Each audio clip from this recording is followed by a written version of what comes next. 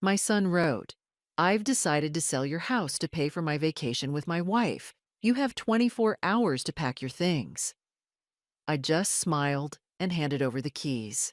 He had no idea that the house was actually— Good day, dear listeners. It's Clara again. I'm glad you're here with me.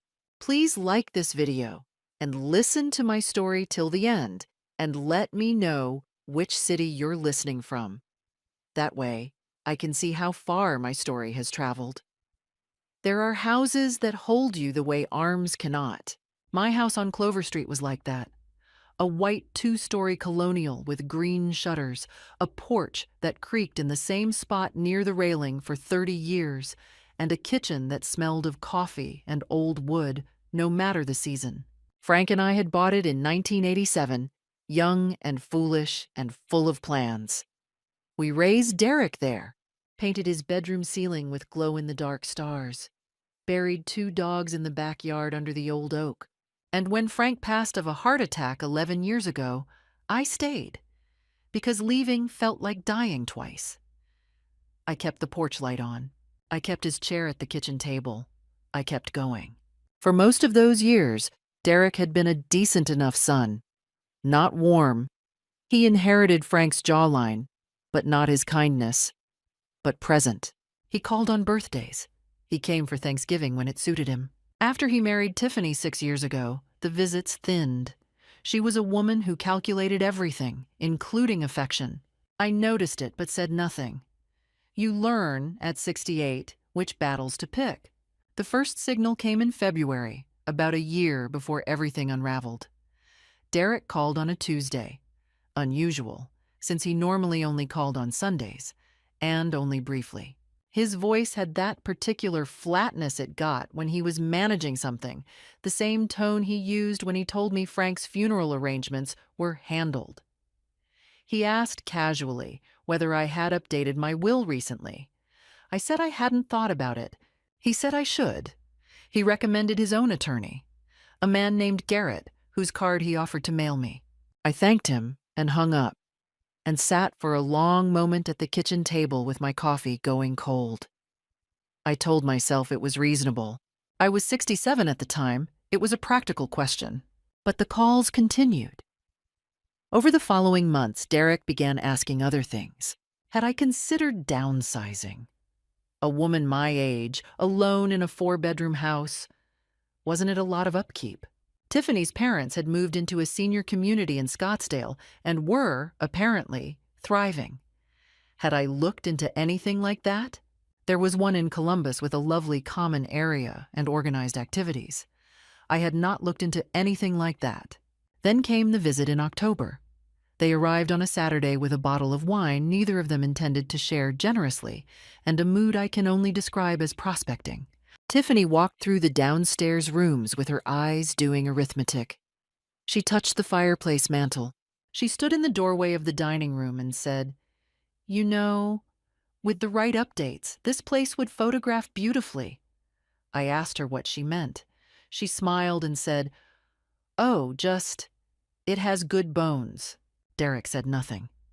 He watched me the way he used to watch his father before asking to borrow the car. I began to pay attention differently after that. I went back through small moments I had discarded. The time Derek asked whether I still had the original deed paperwork, just for estate planning. The time Tiffany mentioned a real estate agent friend of hers who specialized in helping families transition properties smoothly. The time Derek asked, with manufactured casualness, whether the mortgage was fully paid off. It was. Had been since 2009. I started keeping a small notebook. I wrote things down. Dates, phrases, tones. I am not a dramatic woman. I do not catastrophize. But I am the daughter of a woman who survived things by paying attention, and I had begun to feel, in my chest, the particular cold that comes before something breaks.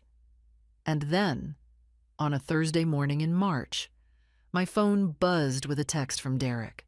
I read it standing in my kitchen, in my robe, with my first cup of coffee in my hand. "Mom, Tiffany and I have made a decision. We're going to sell the house to cover our vacation expenses and some other things we've been putting off.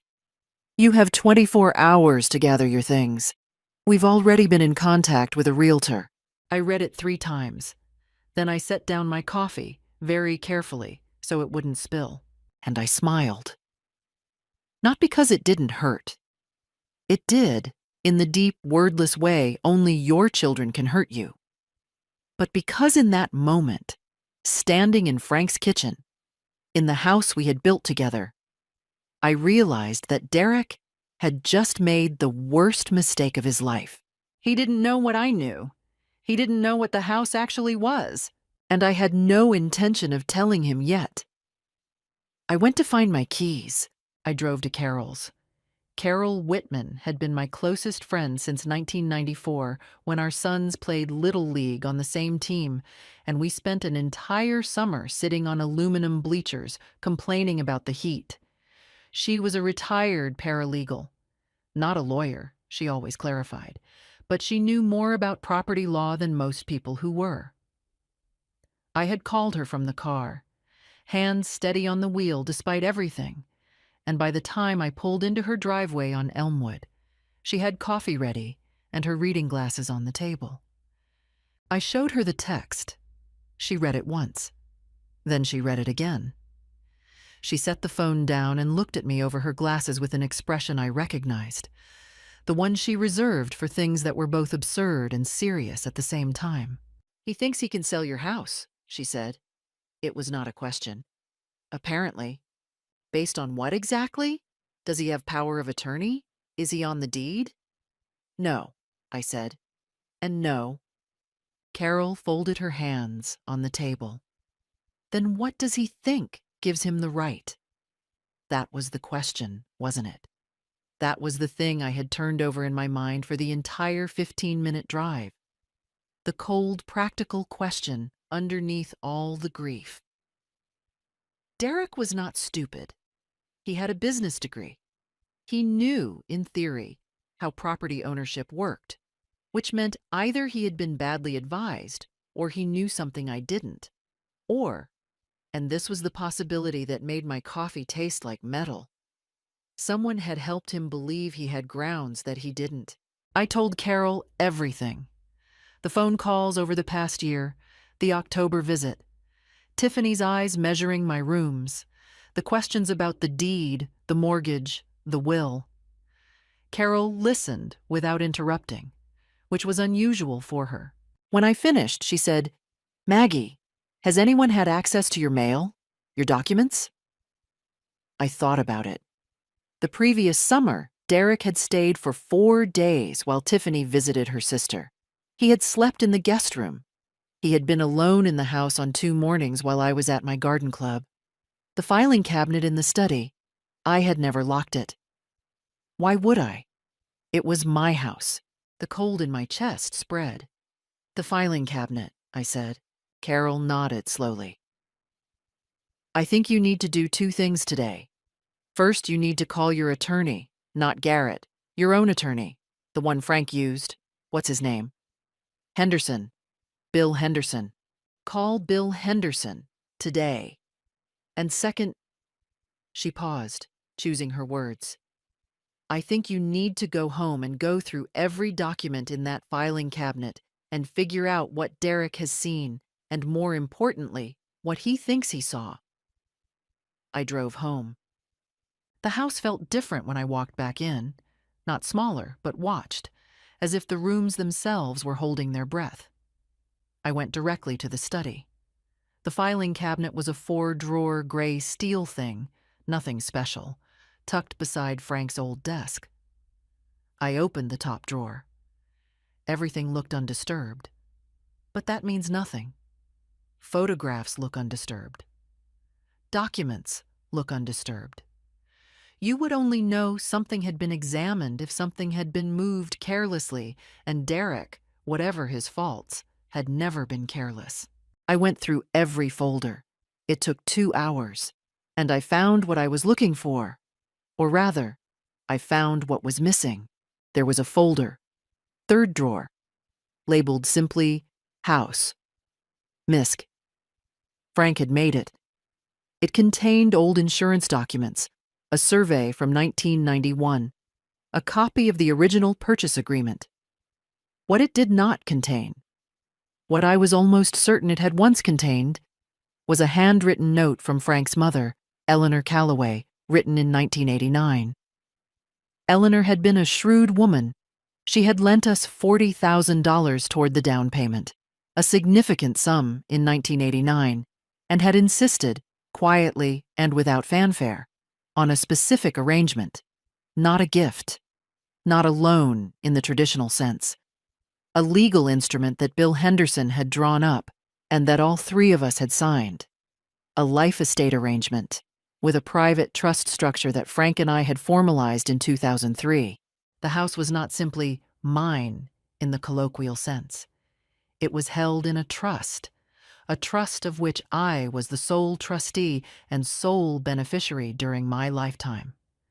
A trust that explicitly, could not be transferred, sold, or encumbered by any heir without my written, notarized consent, and only after my death. Derek could no more sell my house than he could sell the moon. But if he had found only the purchase agreement, only the mortgage payoff document, only the surface layer, he might have convinced himself otherwise. Or someone might have convinced him. I sat at Frank's desk for a long time. The fear was real. I will not pretend it wasn't. Not fear of Derek, exactly, but fear of what it meant that my son had looked at my home and seen an asset to liquidate. Fear of what Tiffany had built in him over 6 years. Fear of how far they were willing to go. But underneath the fear, and this surprised me, was something harder. I had spent 40 years building something. Frank and I together, and then me alone.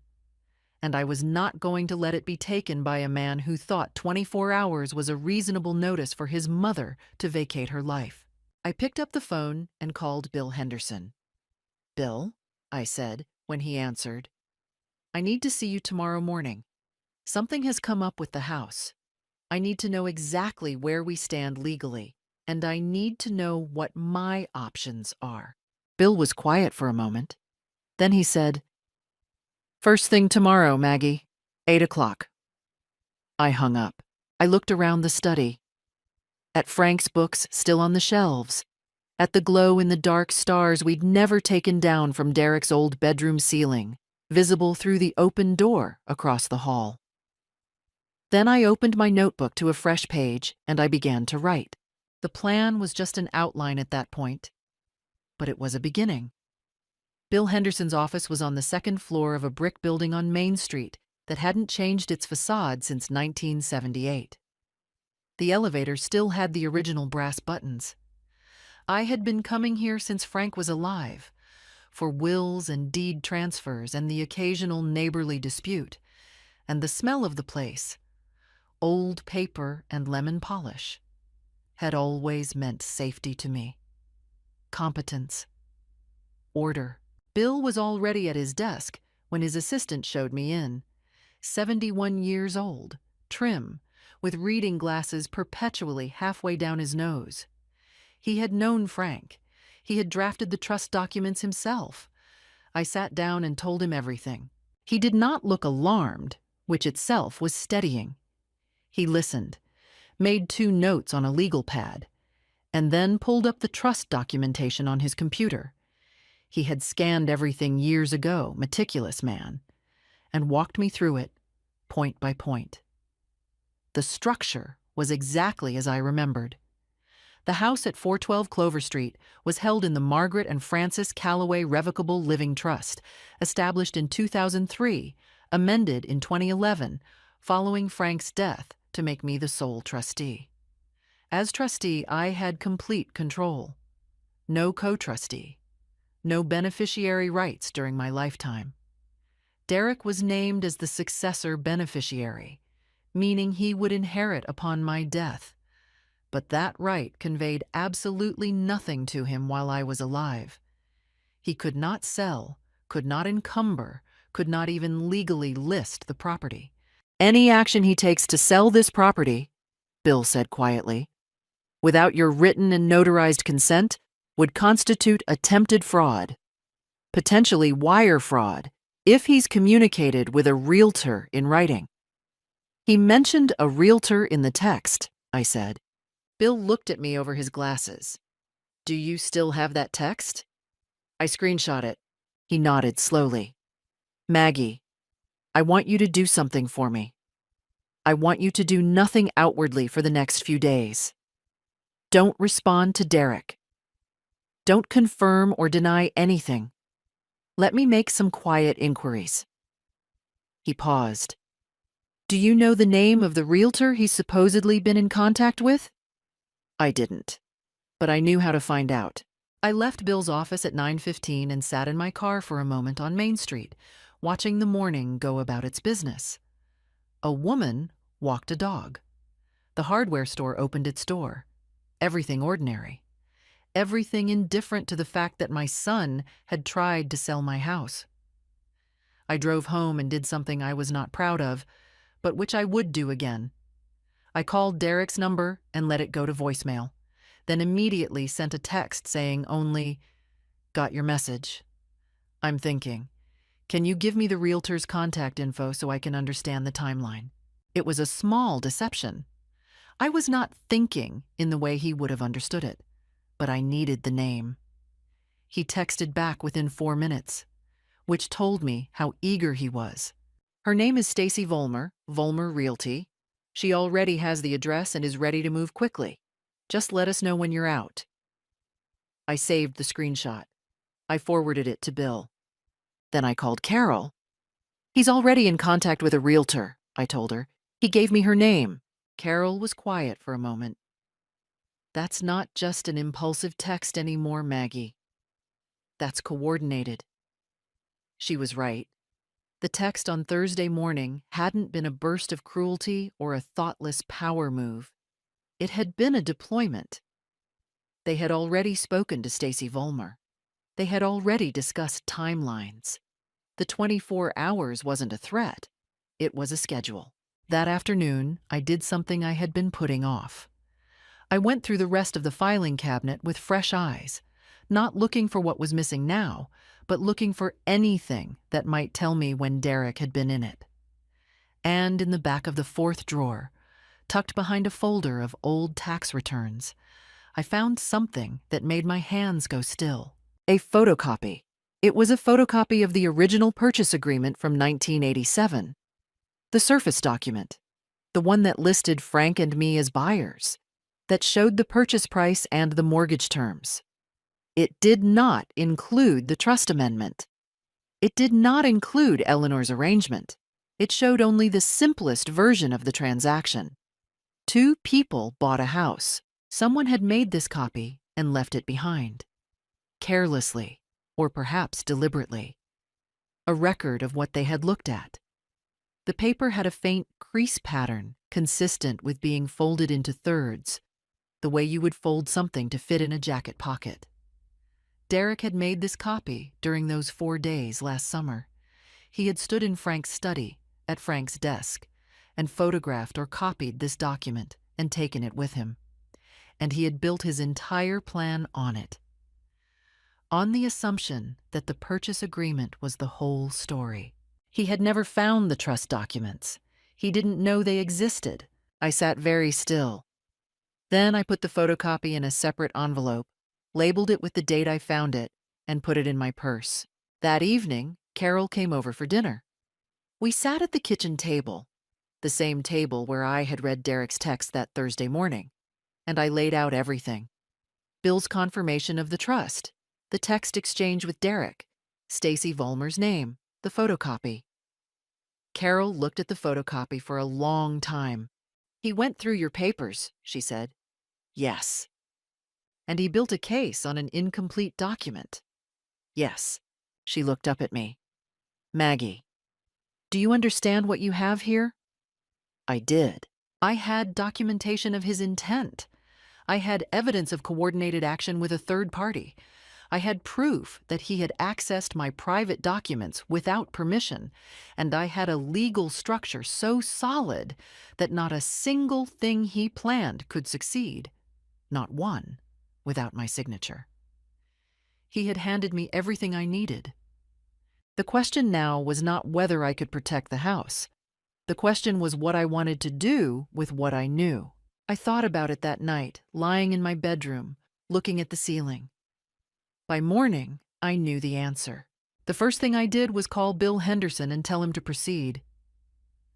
We had outlined 3 steps during our meeting, and I had spent the night confirming in my own mind that I wanted all 3.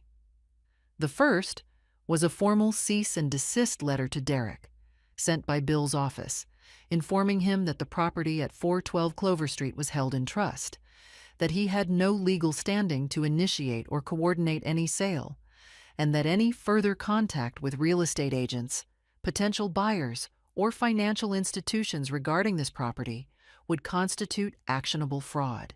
The second was a formal letter to Stacy Vollmer of Vollmer Realty, informing her of the trust structure and putting her on notice that any listing of the property without trustee consent would expose her and her brokerage to legal liability.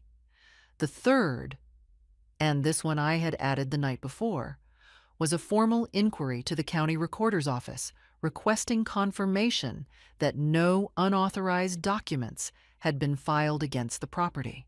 That last one was Carol's suggestion. People do strange things when they think they have momentum, she had said. Make sure he hasn't tried to file anything. He hadn't. The county recorder confirmed it within 48 hours. The cease and desist letters went out on a Wednesday. By Friday afternoon, Derek called. I was in the garden when the phone rang. Early April, the tulips just coming up along the front walk. The air still carrying winter underneath its surface warmth. I looked at his name on the screen. I let it ring twice. Then I answered. Mom. His voice was controlled, but only just. I had heard that tone before, when he was a teenager and I had caught him in something he couldn't talk his way out of. The controlled voice was always a sign that something underneath it was not controlled at all. I got a letter from a lawyer. I know, I said. I sent it. Silence. Then, what is this? What is this trust? I've never heard of any trust. You were never meant to administer it, I said pleasantly. You're a beneficiary, Derek, a future one. That's different from having rights. You're doing this to spite me. I'm doing this because you contacted a realtor about my home without my knowledge or consent. You gave me 24 hours to leave. I'm responding appropriately. More silence. When he spoke again, the control had slipped a notch. Tiffany says this can be challenged. She says trusts like this can be contested. Tiffany is welcome to consult an attorney, I said. She'll be told the same thing Bill Henderson will tell you if you call him directly. This trust is valid, properly recorded, and unassailable. There is nothing to contest. He hung up. I stood among my tulips for a moment. Then I went back inside. The escalation came on Saturday. They arrived at the house at 11 in the morning. Both of them, unannounced, their car pulling into my driveway with the particular aggression of people who have decided that showing up in person is a form of argument. I watched them from the kitchen window for a moment before opening the door. Derek was taut with something, anger or embarrassment, or the particular species of shame that looks like anger. Tiffany was composed in the manner of someone who has rehearsed. She was wearing the kind of casual blazer that is specifically chosen to signal that one is serious. I opened the door before they knocked. I didn't invite you, I said, not unkindly, simply as a fact. We need to talk, Derek said. Then you should have called first. I did not step back from the door. What do you want to say? What followed was 30 minutes that I will not recount in full, because the details were repetitive and the emotional texture was deeply unpleasant. Derek told me I was being unreasonable. Tiffany, in her practiced voice, explained that they had financial obligations that I was making impossible to address. She suggested that the trust was probably outdated and that surely, as family, we could come to an arrangement. She used the word arrangement 4 times. At one point, Derek said, "You're going to die in that house alone and leave it to what? A charity?" I looked at him for a moment. "I might," I said. "That's my right." Then Tiffany's composure cracked, just briefly, and she said something I had not expected. "We know you have money in that account from when Frank's mother died. We know about the inheritance." I kept my face very still, because Eleanor Calloway had not left a public estate. Her assets had passed through a private trust directly to me in 2018. It was not a matter of public record. The only way Tiffany could know about it, the only way, was if Derek had told her. And the only way Derek could know was if he had found something in my files. "I think you should leave now," I said. Derek stepped forward. Not threateningly, but the step was meant to signal something. "We're not done." "You are on my property," I said very quietly. "You were asked to leave. If you don't leave, I'll call the police." Not as a dramatic gesture, as a practical one. Something in my voice, or perhaps Bill Henderson's letter still fresh in his mind, made Derek stop. They left. I closed the door and stood in the hallway for a long moment, my hand on the wall, letting my pulse settle. Then I did something I had not done in several years. I called my daughter-in-law, Sandra, Frank's niece, really, but we had always called her that, who lived in Cincinnati, and I told her I needed a few days away. She said, "Come now, Maggie. Come tonight." I packed a bag. I asked Carol to check on the house. I drove to Cincinnati on Saturday evening, and I spent 4 days in Sandra's spare room, walking her dog in the mornings, eating dinner with her family in the evenings, and letting my mind rest from the weight of my own home. I needed it, not as retreat, as preparation. When I drove back on Wednesday, I felt the difference. The cold in my chest had settled into something quieter, more deliberate, something that knew exactly what it was doing. I came home to a full voicemail box, 3 messages from Derek, left across the 4 days I was gone. The first was formal, something about working this out like adults. The second was warmer, almost cajoling, with a tone I recognized from his childhood when he wanted something and had decided that niceness might work where arguing had not. The third was Tiffany, not Derek, which was unusual. Her voice was measured, even gentle. She said they had been thinking and they wanted to reset the conversation. She said she hoped I knew they loved me, that this was just about practical realities, and that she thought if we sat down together without attorneys or letters in between us, we might find a solution that worked for everyone. I sat at the kitchen table and listened to all 3 messages back to back. Then I deleted them, not out of anger, out of clarity. I had heard the same speech before, restructured 3 different ways. The architecture was always identical. Soften the approach, reframe the demand as mutual benefit, suggest that my resistance was the problem rather than their original action. It was the kind of persuasion that works on people who have not yet decided what they want. I had decided. The following Monday, something else arrived. A card, in a pale blue envelope, handwritten. Inside, a gift card to my favorite garden supply store, the one on Route 40, where I bought my bulbs every fall, and a note in Tiffany's handwriting that read, "No pressure, no agenda. Just thinking of you. D&T. $50 toward petunias as the price of my home. I put the gift card in a drawer. I did not use it. I did not throw it away. I kept it because it was documentation of an attempt to influence me while legal proceedings were in motion. Carol thought I was being overly cautious. Bill Henderson, when I told him, said, "Keep everything." I kept everything. What I noticed in the days that followed was that the calls and messages had stopped. Derek and Tiffany had shifted from pressure to surveillance. I could feel it, not literally, but in the way that people who know you begin to move differently around you when they're waiting for something.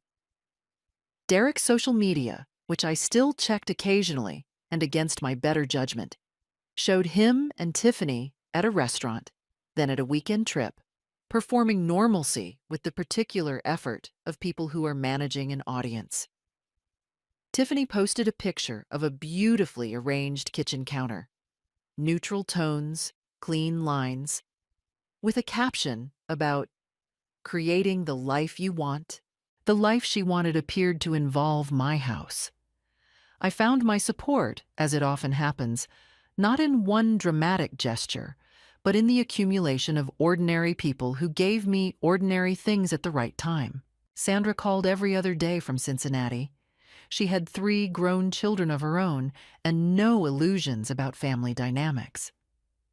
"You are not doing anything wrong," she told me in her flat, practical way one Tuesday morning while I was deadheading roses. "You are protecting what is yours. Anyone who tells you that makes you selfish is trying to take something from you." My neighbor Ruth, who was 74 and had outlived 2 husbands and 1 son, came over for tea one afternoon, and I told her more than I intended to. She listened, and then she said something I wrote in my notebook afterward. "The cruelest thing a child can do to a parent is make them feel that their love was the vehicle for the betrayal." I sat with that for a long time. At my garden club, I said nothing specific. I am not a woman who broadcasts her troubles. But Linda Marsh, who had navigated her own complicated estate situation several years prior, mentioned, unprompted, the name of a trust litigation specialist in Columbus. "Just in case," she said. "You never know." I wrote the name down. I also did something I had been considering since Carol first asked about my mail. I installed new locks. Not dramatically. I called a locksmith, had the deadbolts changed on both exterior doors and the sliding door to the back patio, and collected the new keys myself. I also went through the house methodically and secured anything of documentary value. The trust documents themselves.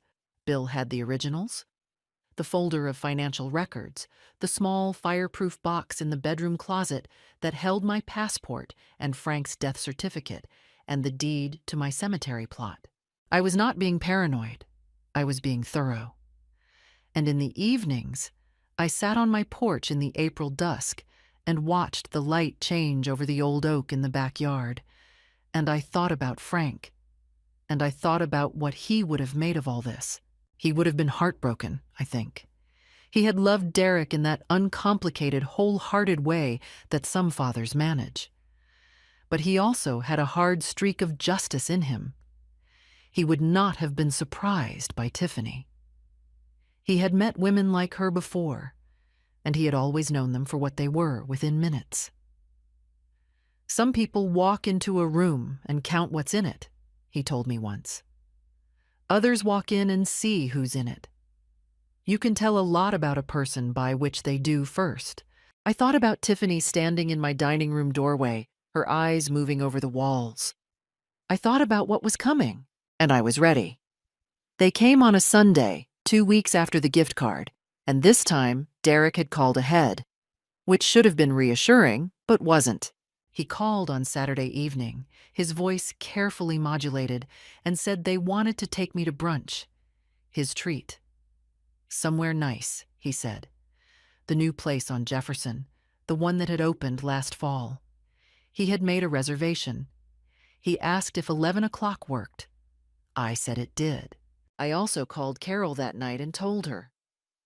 Don't go to their turf, Carol said immediately. Meet somewhere neutral or at your house. I thought about it. Then I said, my house. I'll make coffee. I want this to happen on ground I control.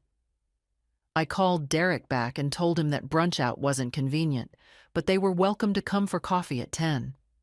There was a pause, brief, calculating, and then he agreed. They arrived at 10:02. Tiffany carried a box of pastries from the Good Bakery downtown, which meant she had planned this before Derek called me. She presented them with a smile that was warm in the way that stage lighting is warm, technically correct, generating no actual heat. We sat in the living room. I had not set up the kitchen table. The living room was more formal, and I wanted formal. I poured coffee from the carafe I had prepared, and I let them arrange themselves on the sofa while I took Frank's chair. The chair was a small choice, but it was not an accident. Derek began with 5 minutes of what I could only call atmospheric preparation. How nice the house looked, how good my garden was coming along, how much they had missed spending time with me. Tiffany nodded at intervals and offered soft, corroborating sounds. It was a practiced performance, and it would have worked on someone who needed to be reassured that they were loved. I did not need that. I waited. The turn came when Derek set down his coffee cup and leaned forward slightly, and I recognized the posture. He used to do the same thing as a boy when he was about to negotiate.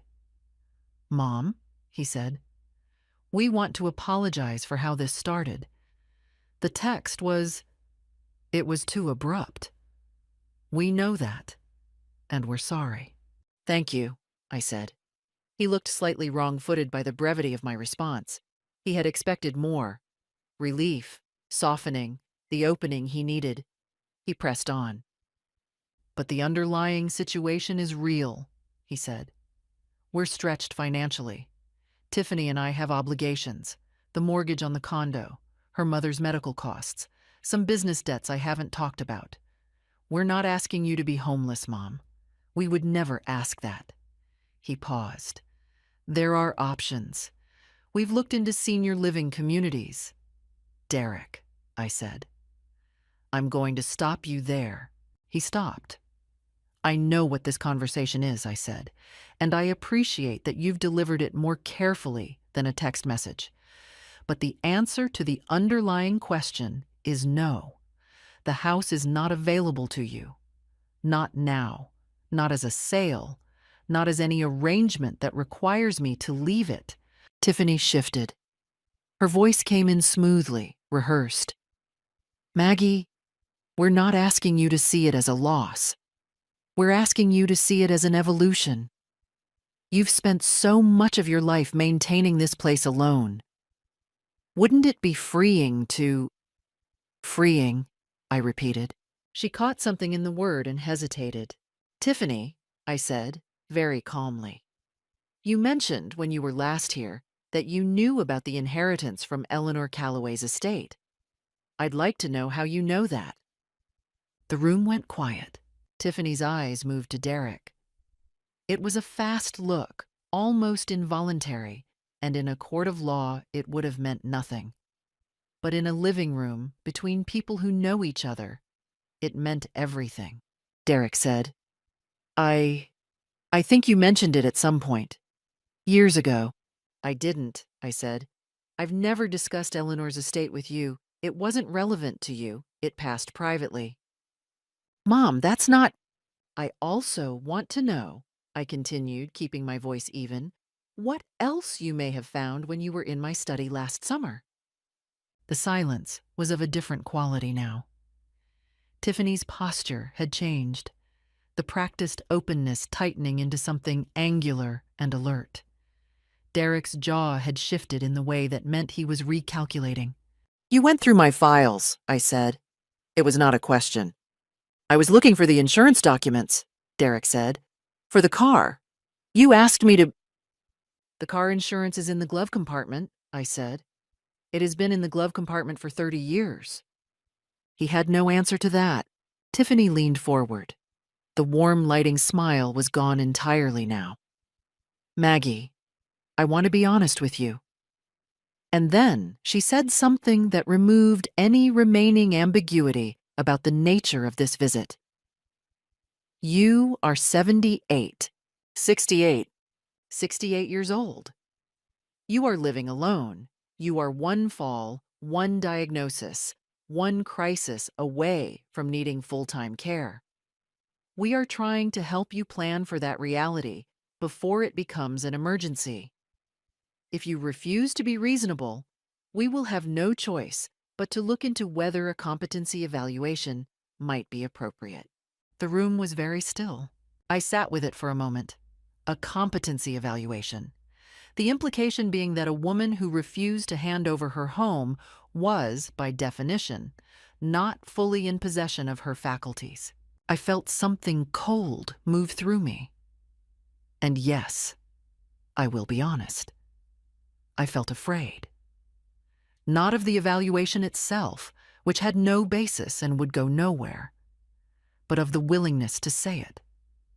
Of the distance my son and his wife had traveled to reach the point where that sentence could be spoken in my living room over good coffee and bakery pastries on a Sunday morning. I think you should leave, I said. Derek stood. Mom, I'd like you to leave now, I said. And I'd like you to know that this conversation has been noted, the date, and the substance of it, and my attorney will be informed. Tiffany stood, smoothing her blazer, her expression reassembling itself into something cool and final. We're only trying to help, she said. I know what you're trying to do, I said. They left. I sat in Frank's chair for a very long time after the sound of their car faded from the driveway. The fear was real, and I let myself feel it. Because denying it would have been foolish, and I was not a foolish woman. They had shown me their bottom card. They were willing to question my competency, which meant they were either desperate or genuinely believed it would work. But fear, I have learned, can be fuel. I picked up my phone. I called Bill Henderson's cell. I told him about the competency remark. He was quiet for a moment. Then he said, That's harassment, Maggie. That's actionable. I know, I said. Good, he said. Then let's make sure it counts for something. The meeting took place on a Thursday morning in May in Bill Henderson's conference room on the second floor of his Main Street building. It had been Bill's idea, and I had agreed without hesitation. He called Derek directly, not through me, and informed him that there were matters relating to the Calloway estate that required Derek's presence, that it was in his interest to attend, and that he was welcome to bring his own attorney if he chose to. Derek arrived with a man named Philip Kwan, a general practice lawyer from a firm in Columbus, young and reasonably confident in the way of people who haven't yet been in a room where they were entirely outmatched. Tiffany came too, though she had not been specifically invited. She sat beside Derek in one of Bill's gray upholstered chairs and arranged herself as his support and advisor, her hands folded on the table over a yellow legal pad on which she had apparently prepared notes. I arrived first. I wore the blue dress I had worn to Frank's funeral. Not as a statement, but because it was the most composed thing I owned, and composure was what I wanted to carry into that room. Bill opened the meeting without preamble. He was like that. He laid a folder on the table and began. First, the trust documents. He went through the legal structure clearly and methodically. The creation in 2003, the amendment in 2011, the recorded status with the county, the explicit language prohibiting any transfer, sale, or encumbrance during the trustee's lifetime without notarized trustee consent. Philip Kwan read along. His expression, as he read, shifted from polite attention to something quieter. Derek said, I didn't know about this trust. That's apparent, Bill said. However, Not knowing about it doesn't alter its legal force. Then Bill opened a second folder. This one contained the cease and desist letter and its delivery confirmation. The documented contact with Stacy Vollmer of Vollmer Realty. Stacy had, when contacted by Bill's office, provided a written account of her exchanges with Derek, in which Derek had represented himself as having authority to list the property. That representation, Bill explained, constituted fraud regardless of whether a sale was ever completed. Philip Kwan made a small sound. He leaned toward Derek and said something in a low voice. Derek stared at the table. Then Bill produced the photocopy, the copy of the 1987 purchase agreement that I had found in my filing cabinet. He explained when and where I had found it and what its presence implied. He noted that entering a private residence and removing or copying private documents without consent was, depending on interpretation, a violation of privacy statutes. Tiffany's legal pad remained unopened. This is circumstantial, Philip Kwan said carefully. A photocopy in a filing cabinet could have been there for any number of reasons.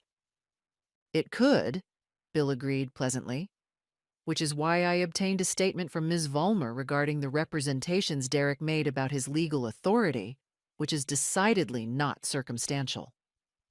He paused. I also have a written record of a statement made to my client, Mrs. Calloway, during a visit on the 12th of this month, in which Mrs. Derek Calloway suggested that a competency evaluation might be sought if Mrs. Calloway refused to comply with their requests. Philip Kwan put down his pen. He turned to Derek. Did you make that representation? Derek looked at Tiffany. It was that look again. The same involuntary look I had seen in my living room, fast and helpless and utterly legible. He was looking at her because it had been her idea. Anyone in the room could read it. Tiffany's composure held for about 4 more seconds. Then she said, "We were concerned for her welfare. That's all that was." Using the threat of a competency proceeding to coerce an elderly homeowner into vacating a property, Bill said, is elder financial abuse under Ohio law. That is not a civil matter. That is criminal exposure. The room went very still. Derek said, "That's not... We weren't..." "Derek," Philip Kwan said quietly. "Stop talking." It was at that moment, I think, that Derek understood the situation completely. I watched it happen. His face went through 3 or 4 things in quick succession. Argument, indignation, calculation, and then, at the bottom of all of them, something that might have been recognition. The plan had not been a plan. It had been a fantasy built on an incomplete document and the assumption that his mother was manageable. I had not been manageable. I had been waiting. Tiffany, across the table, was not finished. "I will give her this." She was tenacious. She said, in a voice from which all the warmth had been stripped, "You could still be reasonable about this. You could still choose to..." "Tiffany," I said. She stopped. I had not spoken since we sat down. It was the first time I'd said her name in the room, and I said it quietly, with no particular force, which is sometimes more arresting than volume. "I want you to hear me clearly," I said. "This house was built by 2 people who worked for 40 years to have it. My husband is buried 10 miles from here. I have lived in this house for 37 years. I will continue to live in it. I will not be frightened out of it, and I will not be manipulated out of it, and I will not be legally maneuvered out of it, because the law is not on your side. It is entirely and without exception on mine." I looked at Derek. "You are my son," I said. "I love you in the way that doesn't go away regardless of what you do. But what you did, both of you, was not a misunderstanding or a financial stress response or a communication failure. It was a choice, and choices have consequences." Philip Kwan was writing rapidly. Derek said nothing. For the first time in this entire episode, he had nothing to say. Bill placed one final document on the table. Mrs. Calloway has no interest in criminal prosecution at this time, he said. What she requires is a signed acknowledgement from both of you that you have no claim, legal or equitable, on the property at 412 Clover Street during Mrs. Calloway's lifetime. She further requires a signed commitment that neither of you will initiate any competency or guardianship proceedings against her without a documented medical recommendation from her own physician. Philip Kwan looked at the documents. Then he looked at his client. Derek signed. Tiffany, after a long pause, signed. I watched them sign, and I felt nothing dramatic. No triumph, no grief, no catharsis. Just the particular quiet of a thing being made permanent. I picked up my copy of the agreement, folded it in thirds, the same way a document looks when it's been carried somewhere carefully, and put it in my purse. Then I thanked Bill, stood, and walked out into the May morning without looking back.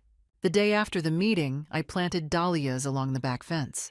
Frank had always liked dahlias, thought they looked serious, which was his highest compliment for flowers. I dug the holes in the good morning dirt, feeling the soil give under my hands, and I thought about consequences. About how long they take to arrive, and how completely they arrive when they finally do. The consequences in the weeks that followed were administrative and irrevocable, which is the most complete kind. Bill Henderson filed the formal record of the signed agreement with the county. It was attached to the property file, a permanent, searchable document establishing that Derek Calloway had no legal standing regarding the property at 412 Clover Street during his mother's lifetime. Any future challenge would face not only the trust structure, but this signed acknowledgement, in Derek's own hand, obtained in the presence of his own attorney. Stacy Vollmer's brokerage sent a formal written apology to Bill's office. She had not known the property was in trust and had acted in good faith on Derek's fraudulent representations. Bill was measured in his response. No further action, provided the matter was fully closed. It was closed. 3 weeks later, Bill called.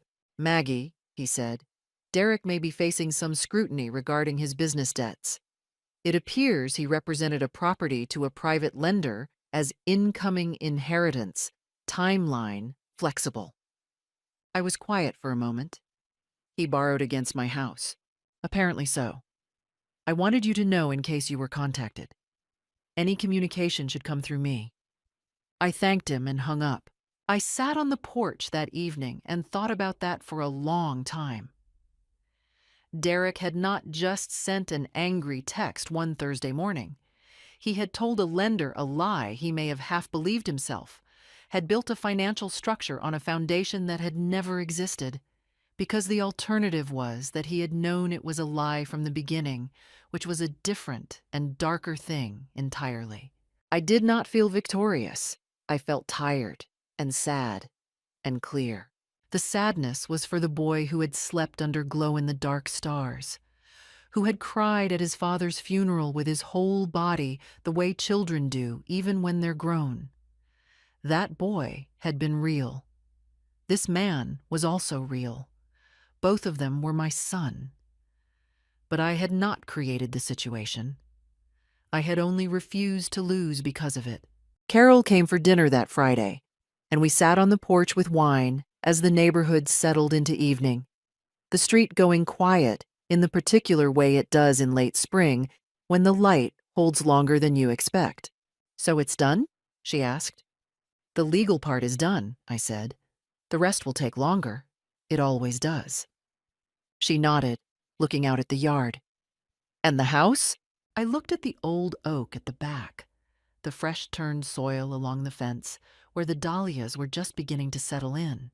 "The house is mine," I said. "It always was." She raised her glass. I raised mine. "To Frank," I said. "To Frank," she agreed. What Derek and Tiffany had miscalculated was not the legal structure. They could be forgiven, in theory, for not knowing about the trust. What they had miscalculated was the person. They had looked at a 68-year-old woman living alone in a 4-bedroom house and seen something that could be moved, something that could be pressured or frightened or worn down into yielding. They had not seen what Frank had seen when he met me at 26. They had not seen what my father had passed to me without ever naming it. They had not seen what I was made of. They knew now. I said goodnight to Carol, went inside, locked the new deadbolt, washed my glass and turned off the kitchen light. And I went to bed in my house on Clover Street, where I had always lived and where I intended to stay. By summer, the dahlias had opened. They came in deep red and amber, serious colors, Frank's colors. And they lined the back fence in a way that made the yard look intentional, cared for, permanently inhabited. I photographed them one morning in the low early light and had the print framed. It hung in the kitchen next to the window where I could see it while I made coffee.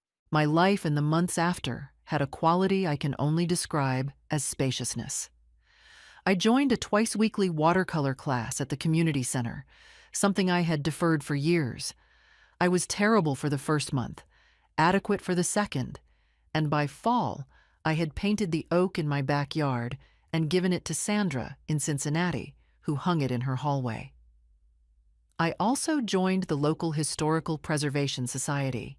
My house, a 1952 colonial in original condition, was of genuine interest to their catalog project. It gave me something unexpected, the sense that the house was part of something larger than my own life. Carol and I kept our Friday dinners. She was, and remains, one of the steady things. I saw Derek once, in September. We met at a diner on Route 40. Nothing special. He came alone. He told me the lender situation had been resolved at significant cost. He had liquidated his investment accounts and was carrying the consequences without Tiffany's help because Tiffany had left in August. She had left when it became clear that the plan had failed. Not that the marriage had died for complicated reasons. The plan had failed, and she had gone. He looked tired in a way that had nothing to do with sleep. "I'm sorry," he said, "for the text, for what happened in your house, for all of it. It was not a complete apology, but I know my son's voice, and I know when he means something." "I hear you," I said. We did not hug, but he held the door for me, and when I drove home, the weight was not heavier than when I had left. As for Tiffany, she had moved to Columbus and taken a position at a property management company, new rooms to assess. I hoped, without malice, that she would eventually find something she valued that couldn't be sold. On a Tuesday evening in November, I sat on the porch with tea as the last light left the sky. The dahlias had gone in for the season, cut back and waiting. The street was quiet. I thought about what it means to stay, not from inertia, but as an act. To plant something, to hang a photograph, to be in a place so completely that it becomes part of the evidence of who you are. I brought my cup inside. I turned on the porch light. Same fixture, same yellow circle on the same front steps. Continuous since Frank installed it in 1991. The house held me, as it always had, and I held it back. If this story meant something to you, leave a comment. Share it with someone who needs it. My son said, "You're moving to a nursing home. I'm selling all your property." I signed the papers with a smirk. He didn't know that my friend the notary had prepared a special surprise for them on the day of the deal. When he pulled out the papers. Good day, dear listeners. It's Clara again. I'm glad you're here with me. Please like this video and listen to my story till the end, and let me know which city you're listening from. That way I can see how far my story has traveled. My name is Dorothy Callahan, and I was 73 years old when my own son looked me in the eye and told me I was no longer needed in my own home. But let me start at the beginning, because nothing in life begins with the worst moment. It begins with small things, quiet things, The kind of things you notice only when you look back and realize they were warnings all along. I had lived in the same house on Elm Creek Road for 41 years. A white Craftsman with green shutters, a porch wide enough for 2 rocking chairs, and a garden I had tended with my own hands since Robert and I moved in the summer of 1982. Robert passed 11 years ago. Cancer. The quiet kind that gives you time to say goodbye, but not enough time to ever feel ready. After he was gone, the house became both my comfort and my anchor. My roots were in those floorboards. My memories were pressed into every wall like dried flowers. My son, Gary, was 51. He had his father's height, but none of his patience. He had married a woman named Brenda, thin-lipped, sharp-eyed, always smiling in a way that never reached anywhere near warmth. They lived 40 minutes away in a newer subdivision, the kind where every house looks like a copy of a copy. They had 2 children, teenagers now, who called me Grandma Dorothy at Christmas and forgot I existed the rest of the year. For most of my life, I had believed Gary was simply busy. That's what I told myself. He worked in commercial real estate, long hours, high pressure. Brenda managed the household with military precision. They came to Thanksgiving. They called on birthdays, usually. I made excuses for the gaps the way mothers do, the way we fill silences with our own explanations so we don't have to hear what the silence is actually saying. The first sign came 18 months before everything fell apart. Gary and Brenda came for Sunday dinner, unannounced, which was unusual. I had pot roast on the stove and was happy for the company. But over the meal, Gary kept looking around the house in a way I can only describe as appraising, not nostalgic, not affectionate. The way a man looks at something he's calculating the value of. He asked, almost casually, whether I had thought about downsizing, whether the house wasn't a lot to manage alone, whether I had considered a continuing care community. He used that phrase carefully, the way people say funeral home when they mean something that smells like disinfectant and forgotten people. I told him I was managing just fine. I had a cleaning woman who came Thursdays. I drove myself to the grocery store and to my book club and to church. I had friends. I had my garden. I had my life. He nodded and said nothing more that evening. But Brenda watched me with those flat eyes of hers, and something in my chest went cold. Over the following months, the visits increased. That alone should have told me something. Gary had never been attentive without a reason. He started asking about my finances. Had I thought about my will? Was my attorney still that old fellow downtown? He said it the way you say that old jalopy, as if age made something automatically suspect. He asked to see the deed to the house just to make sure everything was in order. I said everything was perfectly in order. Thank you very much. He smiled. Brenda smiled. 2 smiles that matched in exactly the wrong way. Then came the morning I will never forget. It was a Tuesday in October, cold and gray, the maple out front already stripped bare. Gary arrived at 9 in the morning without calling. He sat down at my kitchen table, the same table where I had fed him oatmeal for 18 years, and he folded his hands on the surface and said the words. "Mom, I've arranged for a placement at Maplewood Senior Living. It's a good facility, clean, well-staffed. You'll be comfortable there. I'm selling the house. The market's strong right now. And your furniture, the car, most of the household contents, I'm going to liquidate those as well. I've already spoken to a real estate attorney." I sat very still. "You're signing the paperwork this week," he said. "I have power of attorney. It's the right decision." And I, 73 years old, widow, gardener, reader of books, maker of pot roast, looked at my son across my own kitchen table, and I smiled.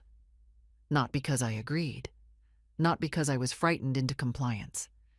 I smiled because in that exact moment, something quiet and certain settled into place inside me.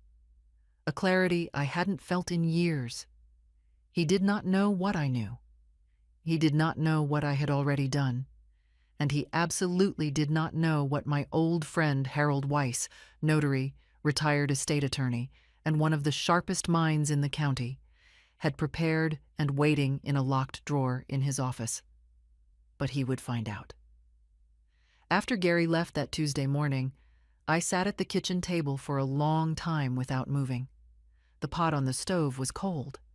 The light had shifted from gray to something flatter, the way October light does when the sun gives up pretending. I remember looking at my hands on the table, spotted, veined, the hands of an old woman, people would say, and thinking, these hands built this life. Every single piece of it. Was I afraid? Yes. I won't pretend otherwise because pretending would be dishonest, and dishonesty has never served anyone well.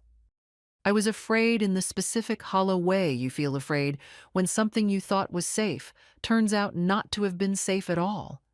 Not a sudden terror, more like discovering a crack in the foundation you've been walking over for years.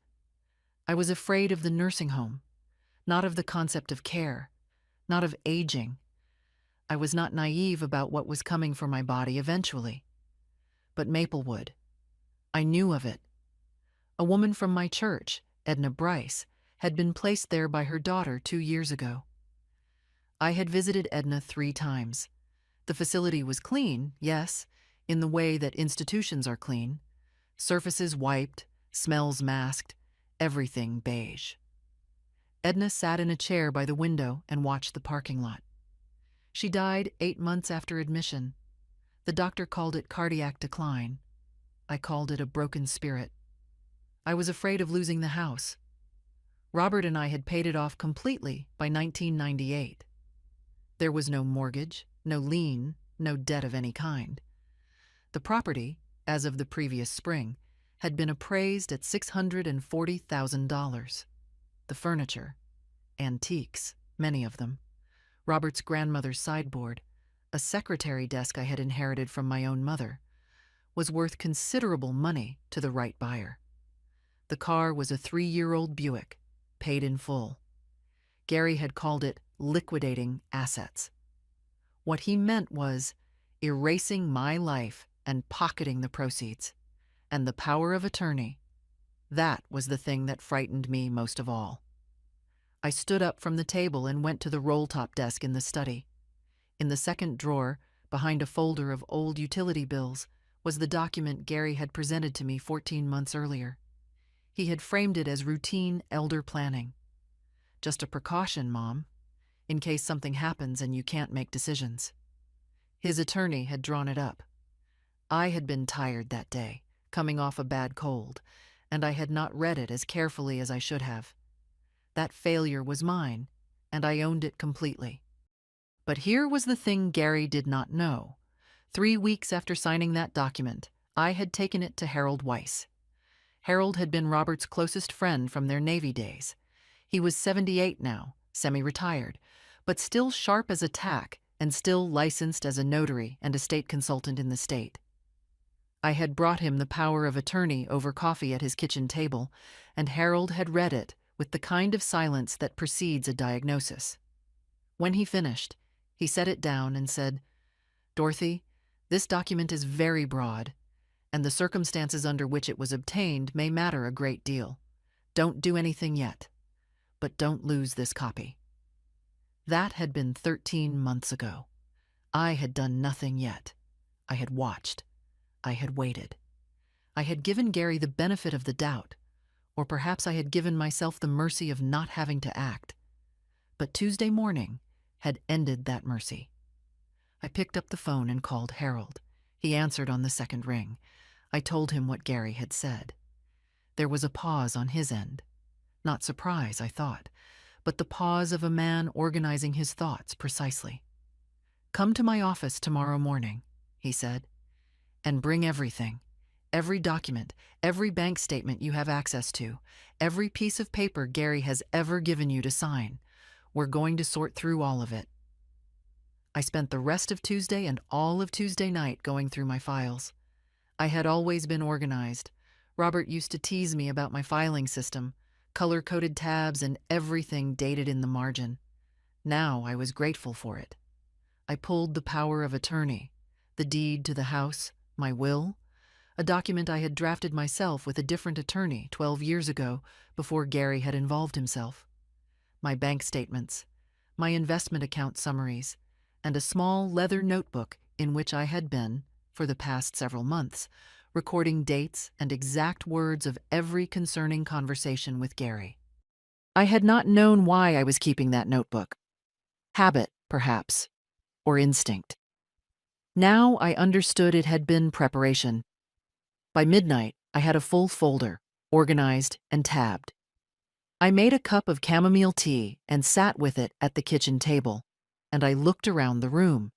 The green curtains I had sewn myself in 1989, the framed watercolor of the Maine coast that Robert had bought on our anniversary trip, the crack in the plaster above the doorway that neither of us had ever gotten around to fixing. And I made a decision. I was not going to Maplewood.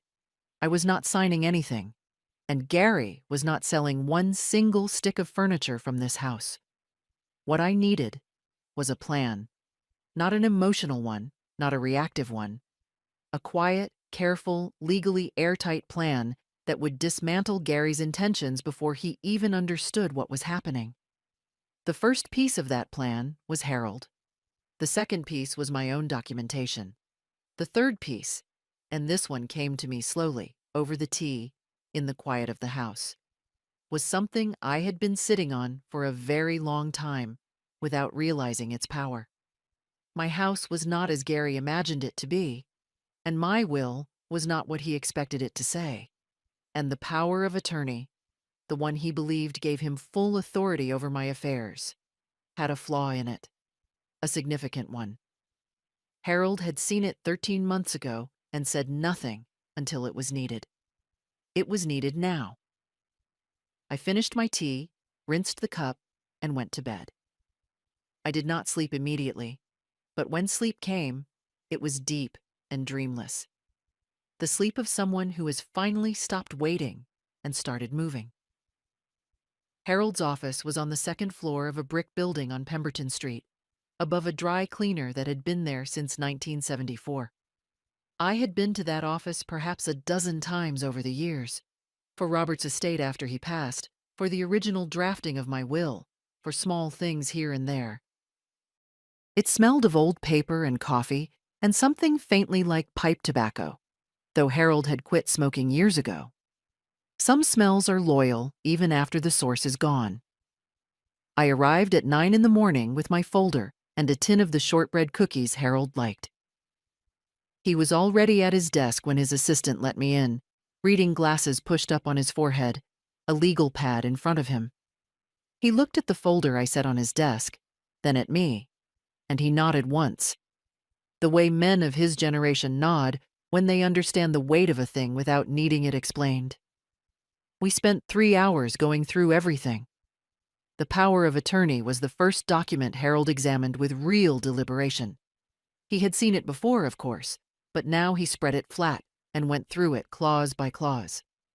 What he explained to me, carefully, in plain language, the way he always had, was this.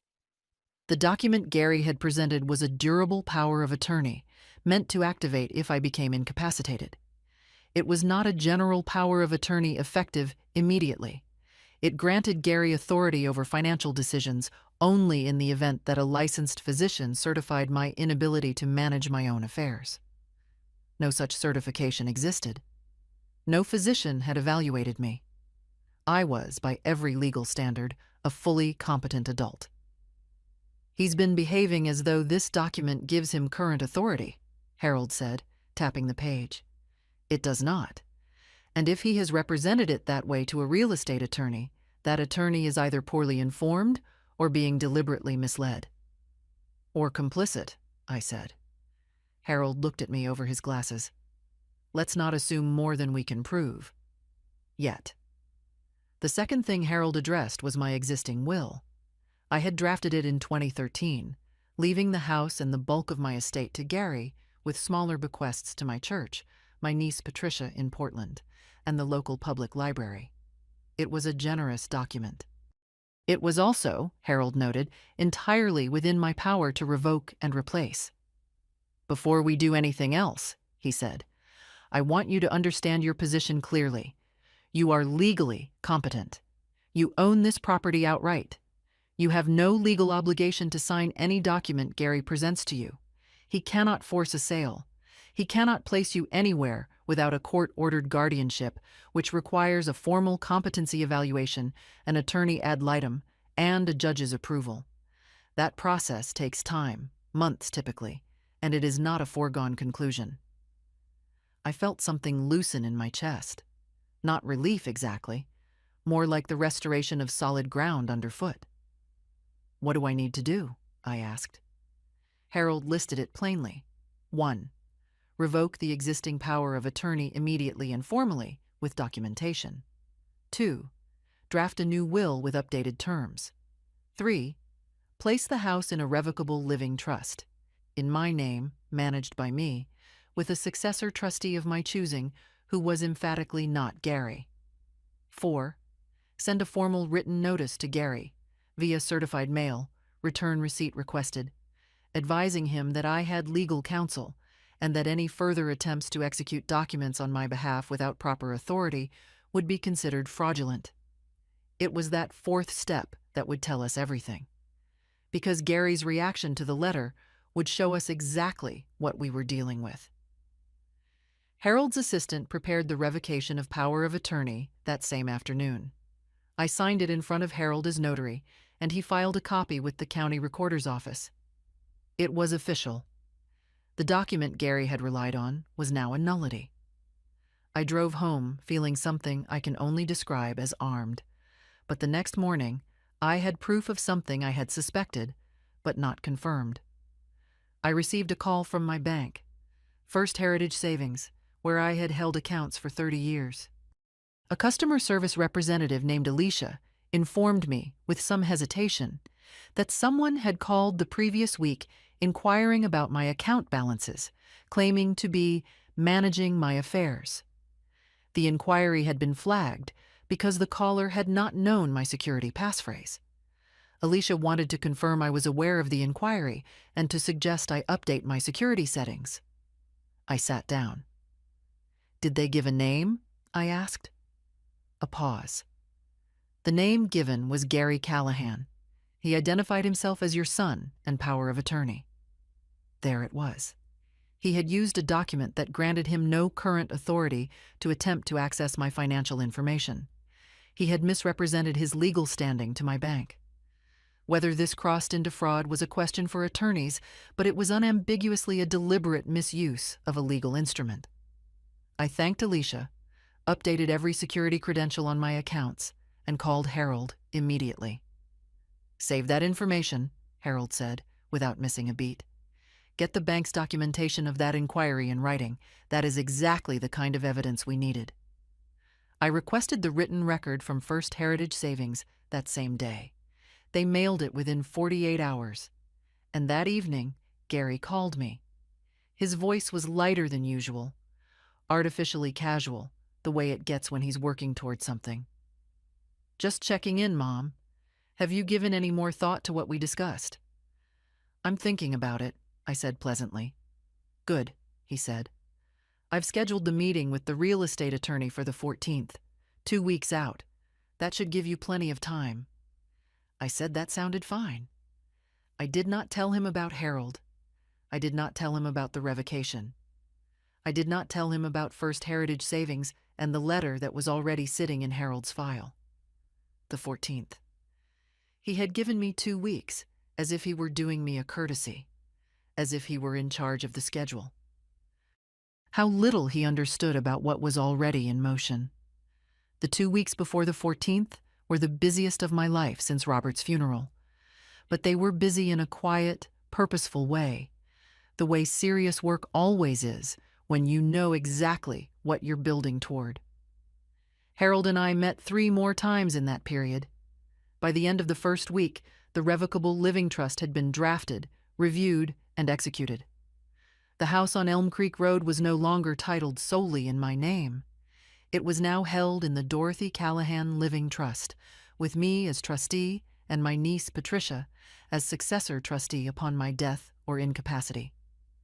Patricia was 54, a retired school principal in Portland, sharp and steady, and she had always treated me with genuine affection rather than inventory-taking interest. She agreed without hesitation when I called and explained the situation. Her silence on the phone, when I finished, had a quality I recognized: the silence of someone who is not surprised and who is furious on your behalf. The new will was drafted in the same week. It was a significantly different document from the 2013 version. Gary was no longer the primary beneficiary of the estate. The house, in trust, would pass to Patricia. My investment accounts, approximately $240,000, were divided: 40% to Patricia, 30% to my church's building fund, 20% to the library, and 10% to a college scholarship fund in Robert's name, which Harold helped me establish through the county foundation. Gary received a specific bequest of $5,000 and my father's old pocket watch. Not nothing, but nothing close to what he had been anticipating. I signed the new will on a Thursday afternoon with Harold as notary and his assistant, and a retired neighbor of Harold's as witnesses. 3 signatures on that document, all legal, all witnessed, all dated. It went into Harold's safe. On the following Monday, I received the certified letter receipt confirmation from Gary. He had signed for the notice Harold had sent on my behalf, advising him that I had retained legal counsel and that any further action on my accounts or property without proper authority would be treated accordingly. Gary's signature on that green return receipt card was, in its way, a small and perfect thing. He called me 40 minutes after he must have opened it. The lightness in his voice was entirely gone. "What is this?" he said. Not a greeting, not a hello. "Exactly what it says," I told him. "Mom, you've gone to some attorney? What are you thinking? We're trying to do what's best for you." "Harold Weiss is handling my affairs," I said calmly. "He's been a family friend for 40 years. I'm confident in his judgment. Harold Weiss is 78 years old, and still fully licensed and entirely competent, yes." The silence on his end had a texture to it. I could hear Brenda in the background, a whisper, the sound of a door. "Mom," Gary said, and his voice shifted, lower, harder, stripped of the performed patience. "You need to understand something. I have power of attorney. That document is legal and valid. If you think you can just hire someone to—" "The power of attorney was revoked 11 days ago," I said. "The documentation has been filed with the county recorder. If you need the filing number, Harold can provide it." Another silence. Longer this time. "You have no idea what you're doing," he said. "I think I have quite a clear idea," I replied. He hung up. I set the phone down on the kitchen counter and stood still for a moment, listening to the house. The tick of the hallway clock, the wind in the maple outside, the quiet that had been mine for 41 years. Then my hands began to shake slightly, not from fear, but from adrenaline, from the physical reality of having said the true thing out loud to the person who needed to hear it. They came 3 days later. Gary and Brenda together, at 7 in the evening, not a call in advance. I saw the headlights in the driveway and knew before they knocked. I had prepared for this. I let them in. This was still my home, and I was not afraid of them in it. And we sat in the living room, the same room where Gary had learned to walk, where Robert and I had celebrated every Christmas for 4 decades. Brenda did most of the talking, which was itself informative. She was controlled, precise, the words clearly rehearsed. "Dorothy, we're worried about you. This behavior, hiring outside attorneys, revoking documents without talking to us first, it's not like you. Frankly, it concerns us about your state of mind. We have an obligation, as your family. You have no legal obligation to me," I said. and no legal authority over me. That was established 11 days ago. Gary leaned forward. We can petition for guardianship. Do you understand that? We can have a judge look at your behavior and your decisions, and you can try, I said. And Harold will represent me in that proceeding. I'll submit to any competency evaluation a court orders. I welcome it. That stopped them. Because a guardianship petition requires evidence of incapacity, and they had none. I was articulate, organized, legally represented, financially coherent, and in excellent health according to my physician, who had given me a full wellness exam the previous spring. They had nothing, and they knew it. They left 20 minutes later. Gary's face as he walked out was something I will not easily forget. A man who has played a card he believed was a trump card and watched it land as nothing. I closed the door, locked it, and sat in Robert's old chair by the fireplace. For 3 days after that, I allowed myself to rest. I called Patricia and we talked for 2 hours. I went to my book club on Wednesday. We were reading a Barbara Kingsolver novel, which gave us plenty to argue about pleasantly.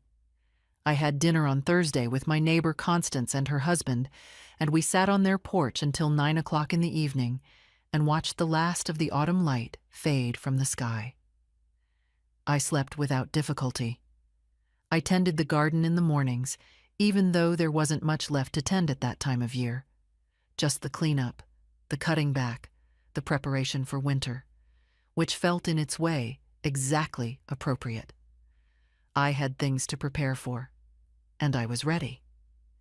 It was Brenda who made the first move, and she made it in the way women like Brenda always do, not with confrontation, but with softness. A calculated softness, the kind that has edges underneath. She called on a Saturday morning, 11 days after she and Gary had left my living room with nothing. Her voice was different from the meeting, warmer, rounder, with a practiced catch of emotion in it. Dorothy, I feel terrible about how things went last week. That's not how I wanted it to go. We both said things that were too sharp, and I've been thinking about it, and I don't want this to become a legal battle between family. That's not what any of us want. I let her speak. I had learned a long time ago that silence is one of the most useful tools available to a person because other people cannot tolerate it and will keep filling it, and usually what they fill it with is exactly what you need to hear. Gary and I have talked. We're willing to step back from the Maplewood idea, for now. We hear you. We understand you want to stay in the house. But I was wondering, and I know this might feel like I'm overstepping, whether you might reconsider the financial power of attorney, just for emergency purposes. Not the same document, something narrower, just so that if something ever happened to you suddenly, we could step in and help. Wouldn't that give you peace of mind? And there it was, the silk over the same wire. I understood exactly what she was doing. The guardianship threat had failed because I was too visibly competent and too well represented. So now she was trying another door, a new power of attorney, narrower sounding, more sympathetically framed. Something that, once signed, could be quietly expanded or misused in exactly the same way the first one had been nearly misused. Brenda, I said, I appreciate the call. I've made my arrangements with Harold and I'm comfortable with them. If there's ever a genuine emergency, Patricia is my successor trustee. She's been informed of everything, and she's prepared to act if needed. A pause. Patricia. She said my niece's name with the precise flatness of someone tasting something they were not expecting and do not like. Yes, I said pleasantly. I see. Another pause. Well, I hope you know that Gary and I come from a place of love. We care about you. I know you called, I said, which was not quite the same thing as agreeing with her, but she did not press the distinction. After we hung up, I sat with a cup of tea and felt the steadiness in my chest that I had come to recognize over those weeks. Not the absence of feeling, but the presence of certainty. A compass that had found its direction and was no longer spinning. Was I tempted? In some technical sense, perhaps. Not by Brenda's offer. I had seen through that before she finished her second sentence. But by the simpler, older temptation that every parent knows. The wish that the conflict were not real. That the children you raised were the people you hoped you'd raised. That you could simply go back to Sunday dinners and pot roast and the easier version of the story. That temptation was real. I did not insult it by pretending it wasn't. But I had looked at Gary's face in my living room. I had held the bank's letter about the unauthorized inquiry. I had read the power of attorney in Harold's office and understood what it had been intended to do. These things were not feelings. They were facts.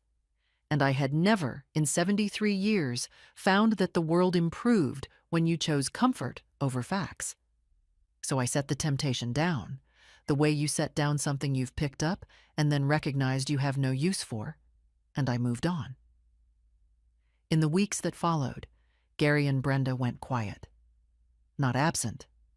I was certain they were monitoring the situation, watching for an opening, regrouping. But they made no further direct contact, sent no more letters.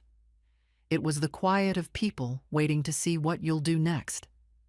And I found my support. I had not spoken publicly about what was happening. That had been a deliberate choice. Elderly women fighting their own children over property can be painted very easily as confused, as emotional, as overreacting. I did not want my situation to become a story that other people got to tell for me. So I had been careful and selective. But there were 3 women I trusted with my whole heart, and I told them. Constance, my neighbor, who had been married 42 years and raised 4 children and knew the texture of family betrayal the way you know the texture of your own kitchen table. She listened to everything, said, "That little bastard," only once, and then immediately, practically, offered to drive me to any appointment I needed and to be a witness to anything that required one. My friend Vera from church, 70 years old, a retired social worker who had spent 3 decades navigating elder law issues in her professional capacity. She knew the legal landscape I was moving through, not abstractly, but specifically, and she confirmed everything Harold had told me, and added several things I hadn't considered about documenting my mental acuity on an ongoing basis, medical records, dated correspondence, all of it time-stamped and coherent. And my daughter-in-law from my late brother's marriage, Ellen, who lived an hour away in Springfield and who had always had a clear-eyed view of Gary that I had sometimes resented and now was grateful for. Ellen had a son who was a family law paralegal. She called him on my behalf, and he provided free of charge a plain language summary of the guardianship process in our state, what would be required of Gary to succeed, and what the statistical likelihood of that success was given the evidence I had assembled. The summary was not long. It was mostly reassuring. I was not alone. I had never really been alone. But there is a particular kind of aloneness that comes from being a widow in a large house, from having a son who looks at your furniture and sees numbers, from being old in a world that treats oldness as a problem to be managed. That particular aloneness I had been living with for longer than I had admitted. These 3 women, and Harold and Patricia, they pushed it back. Not entirely, but enough. And in the pushing back, I found something I had not expected. Energy. The kind that comes not from youth, but from conviction. I had a fight in front of me, and I intended to win it. And the knowledge of that, the clean, simple certainty of it, made me feel more like myself than I had in years. They came on a Sunday. Of course they did. Sunday, because Sunday is family day, because Sunday carries a weight of obligation and normalcy that weekdays don't. You can't easily tell someone to leave on a Sunday without it feeling like a rupture of something sacred. They had thought about the timing. I credited them that. It was early afternoon, just after 1. I had been to the 10 o'clock service and come home and changed out of my good clothes and was reading in the sitting room when I heard Gary's car in the drive. Through the window, I saw both of them get out. Gary carrying a paper bag from the bakery downtown, the kind with handles, the kind you bring when you're trying to signal peace. Brenda was dressed more softly than usual, a gray cardigan instead of her usual structured blazer, hair down. The costume of reconciliation. I let them in. I offered them coffee. I did not make it easy, but I did not make it a battle before there was a battle to be had. There's a difference between being guarded and being impolite, and I have always believed that your behavior during the approach tells you as much as anything the other person says. Gary set the bakery bag on the table. It contained a pecan coffee cake, which had been my favorite since he was a child and which I suspected he had remembered specifically for this occasion. He sat across from me and looked at his hands for a moment, and for just a second I saw in his face the boy I had carried home from the hospital, the boy who had been afraid of thunderstorms until he was 9 years old, and I felt the old grief of it, not the anger, but the grief, which is always underneath the anger, always closer to the true thing. Then Brenda spoke, and the grief went back where it lived.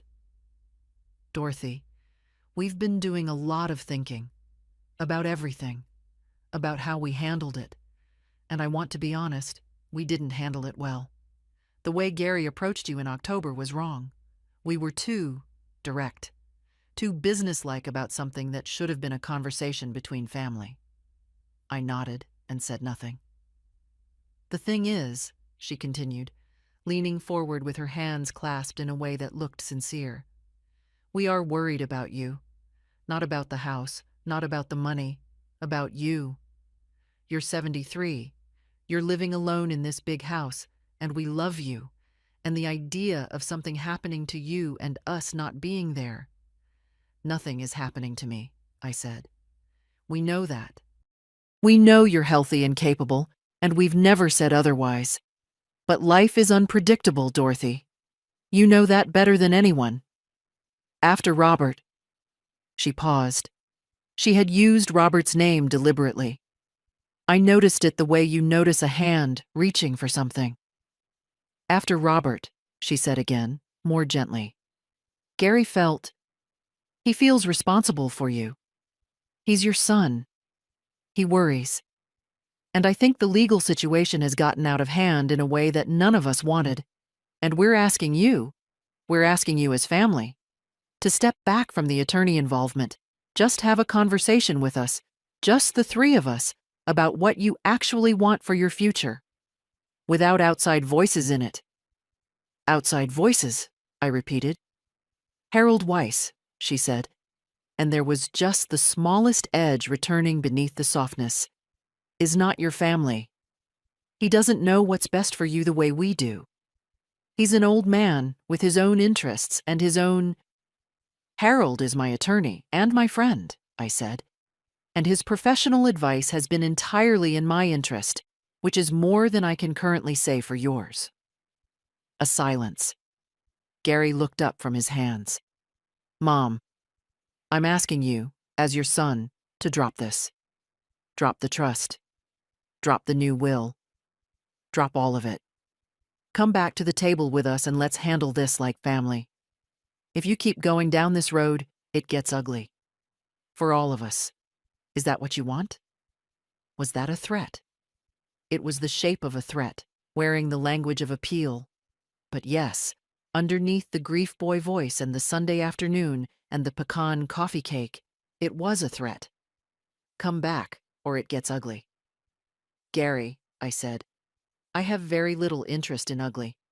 But I have no interest at all in reversing decisions I made correctly and legally and with full understanding of my own situation. The trust stands. The will stands. Harold stands. Brenda's composure cracked, just at the edges. Her jaw tightened. "You're making a mistake." "I've made mistakes in my life," I told her. "This isn't one of them." They left 25 minutes later. Gary didn't say goodbye when he walked out. Brenda did. 2 syllables, precise, cold. The paper bag with the coffee cake sat on my kitchen table. I looked at it for a while. Then I wrapped it up carefully and brought it to Constance next door. Because it was a good coffee cake, and there was no reason for good food to go to waste over bad behavior. After they left, I did feel something close to fear. I want to be honest about that. Not the earlier hollow fear of displacement, but a sharper thing. The fear of escalation, of a son who had just told me, in terms as clear as he was capable of, that he was willing to make things unpleasant if I didn't yield. I did not know exactly what form ugly would take. Legal harassment? A guardianship filing with manufactured evidence? A campaign among our wider social circle to paint me as erratic? I sat with that fear for a time, gave it space, looked at it squarely, and then I let it do what fear does when you don't run from it. It turned into fuel. Cold, clean, efficient fuel. Every moment I had second-guessed myself, every flicker of maybe I'm overreacting, maybe Gary means well, maybe I should give him one more chance. All of it burned away. What he had shown me, across 3 separate visits now, was a consistent and unambiguous intention. He wanted what I had, and he was willing to use whatever was at hand to get it. I called Harold that evening, told him about the visit. "Good," he said quietly. "Now we know exactly where we stand." "Yes," I said. "Now we know." The 14th, the date Gary had set for the real estate meeting, was still 10 days away. He didn't know yet that I had never intended to miss it. The 14th came on a Thursday, cold and bright, the kind of November morning that is beautiful if you are in a condition to notice beauty. I dressed carefully. Not for them, for myself. I wore the navy blazer I had bought the year Robert and I went to Boston for our 30th anniversary, the one that still fit as well as it ever had, and the pearl earrings that had been my mother's. I wanted to feel like myself, whole, particular, someone with a history that predated and would outlast any single Thursday. Harold drove me. He had suggested it, and I had accepted, because arriving alone would have been fine, but arriving with Harold was better. Harold, who had known Gary since Gary was a boy in Little League, who had delivered Robert's eulogy with the kind of steadiness that earns respect in a room, who was now walking into that meeting room as my attorney and my witness. The symbolism was not lost on me. Some symbols are simply the truth made visible. Gary had booked a conference room at the real estate firm, Alderton and Moore, a mid-size practice downtown with good lobby furniture and a view of the river. When Harold and I arrived at 9:30, Gary and Brenda were already there, along with a young man in a good suit who introduced himself as Derek, an associate at the firm who would be handling the transaction documents. Gary's face when I walked in with Harold was a precise and uncomplicated thing. He had expected me to come alone, possibly nervous, possibly compliant. He had not expected Harold. He had not expected the way I sat down with my folder and looked at him across the table with nothing in my expression except attentiveness. Brenda's hand, I noticed, gripped her purse strap. Derek opened with a prepared preamble about the purpose of the meeting, the proposed sale of a residential property at the Elm Creek Road address, the associated power of attorney documentation authorizing the transaction, and a packet of papers he slid across the table toward me. Harold stopped him before I could touch them. "Before we proceed," Harold said, in the voice he used when he intended to be heard clearly and without repetition, "I need to establish a few points for the record. First, the power of attorney that was represented to this firm as authorization for this transaction was formally revoked on the 21st of October, and recorded with the county recorder's office the same day. I have a certified copy of that filing. He placed it on the table. Second, the property in question was transferred into a revocable living trust on the 28th of October. Mrs. Callahan is the sole trustee and retains full control. A stranger has no authority to sell a trust asset. I have a certified copy of the trust document as well. A second document placed beside the first. Third, Mrs. Callahan is present, fully competent and fully represented by counsel. She has not consented to this transaction. She does not consent to this transaction. The room was very quiet. Derek looked at the documents Harold had placed on the table. He looked at Gary. Then he picked up the county recorder's certification and read it. He was a young man, but he was not a foolish one.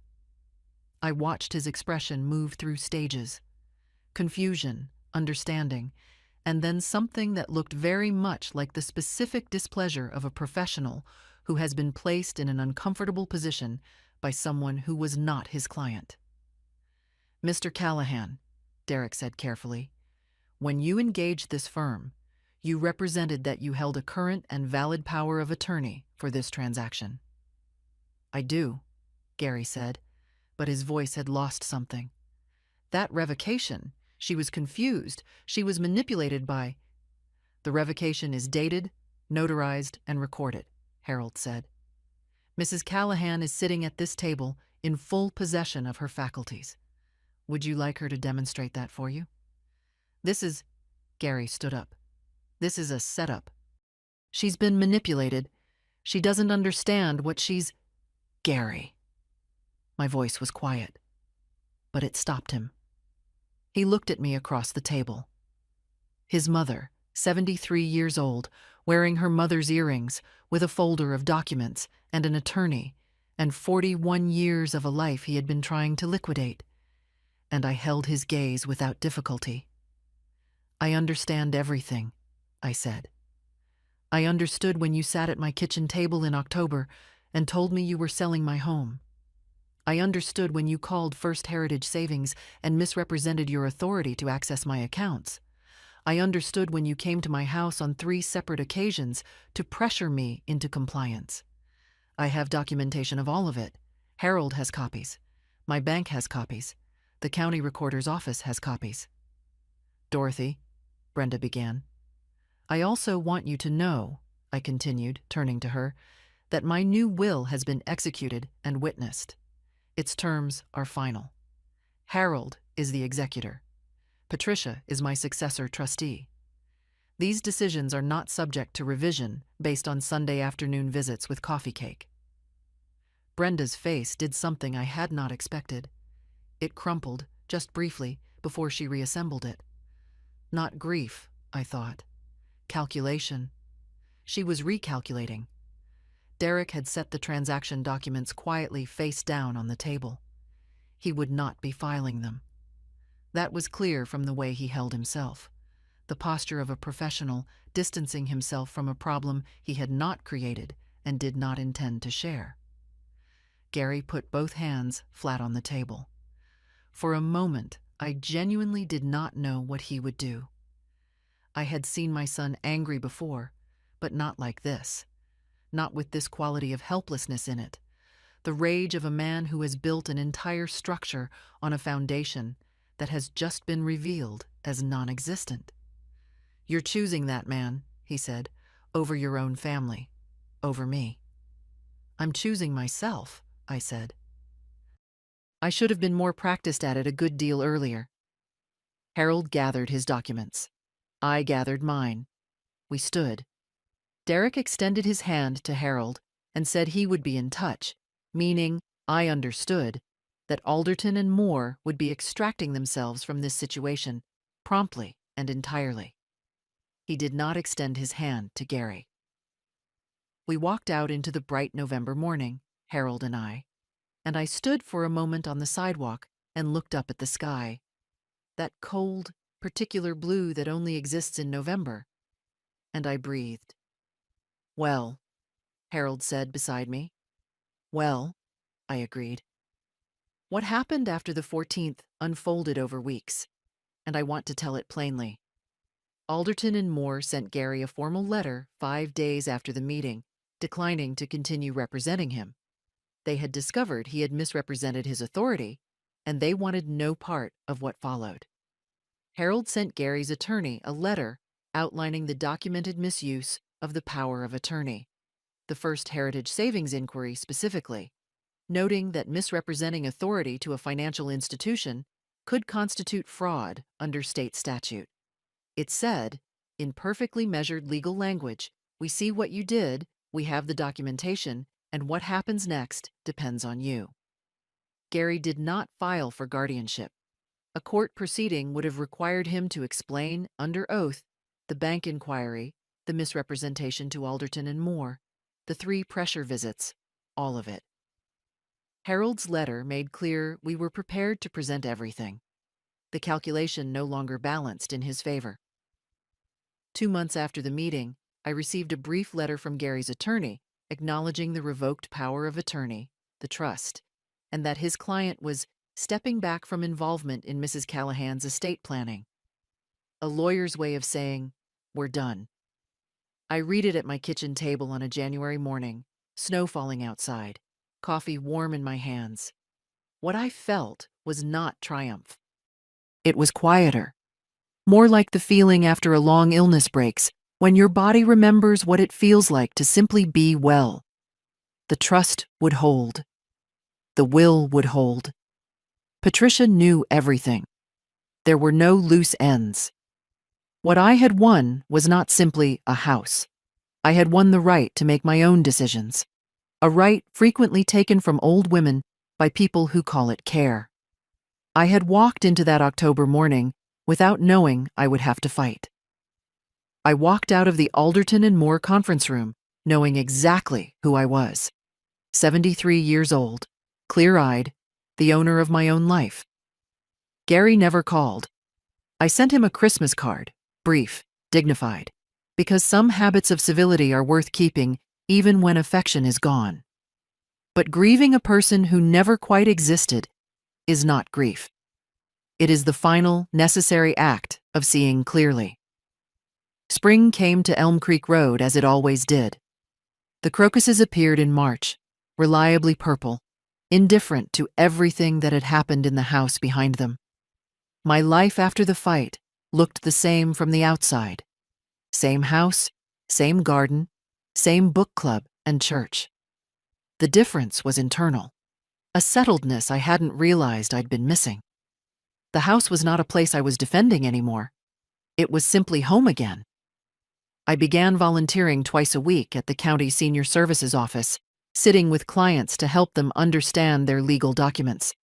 Not legal advice, just plain language clarity for people who were frightened and had no Harold of their own. I found in it a satisfaction I hadn't anticipated. Patricia visited in April. On the last morning over coffee, she said, "I think you stopped apologizing for taking up space." I sat with that.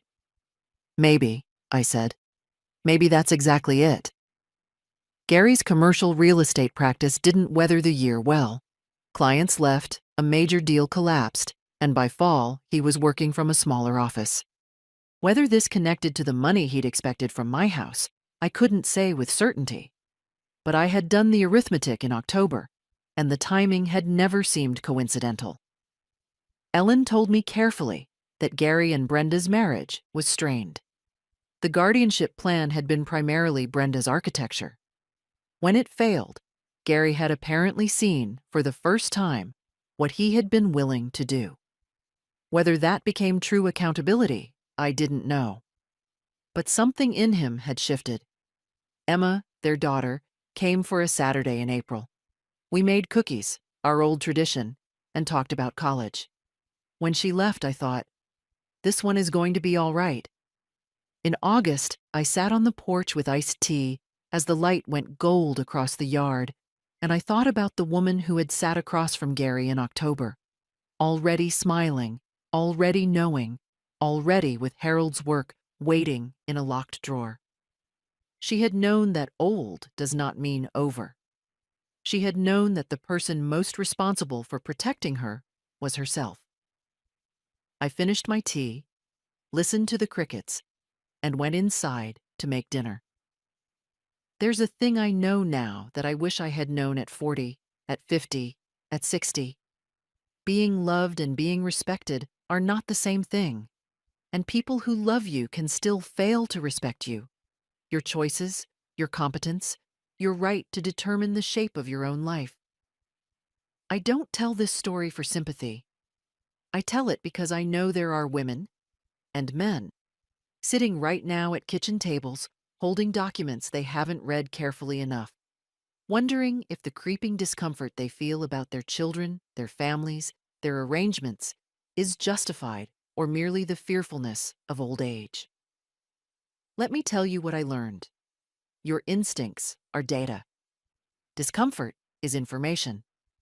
And it is never too late to pick up the phone and call a herald. Protect your documents. Know what you've signed. Build your trust, the legal kind and the human kind, before you need it. What would you have done sitting at that table in October? I'd truly love to know. Leave your thoughts in the comments. Your voice matters here, whatever your age. And if this story reached you, if it made you think, please share it with someone who might need to hear it. Thank you for spending this time with Dorothy Callahan. She would have made you pot roast if she could.